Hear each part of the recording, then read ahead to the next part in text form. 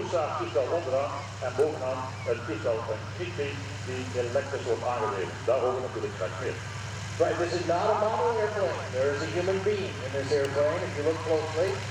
And he is a world record setting human being. And this is the way, and there's a nice wave too from our pilot, Cri-Cri, who is in the history books now. September 5th, 2010, he established the world speed record for electric airplanes aboard this twin-engine MH-1521 Broussard. He took that in, was called the airplane, as you can see.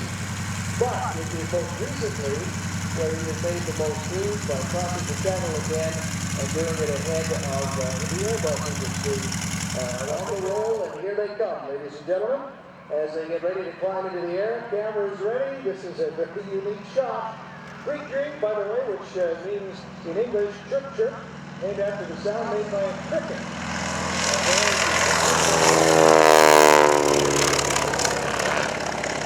And soon they will set up for their first attempt at release.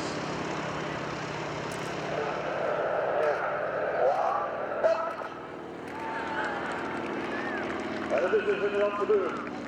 Nu zit Cri-Cri op zijn eigen en we kunnen het samen waarmaken nu. Dit passeert ondertussen ongeveer 3 en baan met hetzelfde batterie vallen. Dus het sluit met lithium batterij. Als het zo snelheid ongeveer 4.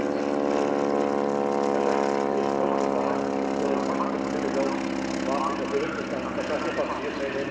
Je zal straks zelf zien alle landing. Het past het best wel, het is zelf elektrisch aangedreven. Maar beroepshalve, dus nu komt u ook op de been uit de Boeing 777. Dus dat is de grootste singelmodige toestel om een verschil te maken.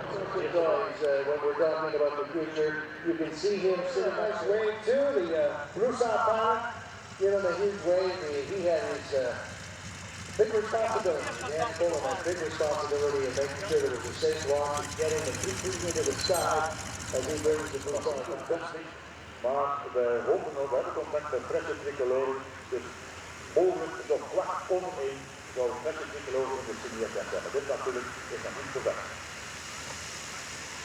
We're going from looking toward the future to turning back and have the time to pass in a few moments with the historical aircraft from Britain and right here nearby the Netherlands to an Australian boomerang that's been restored here in Europe.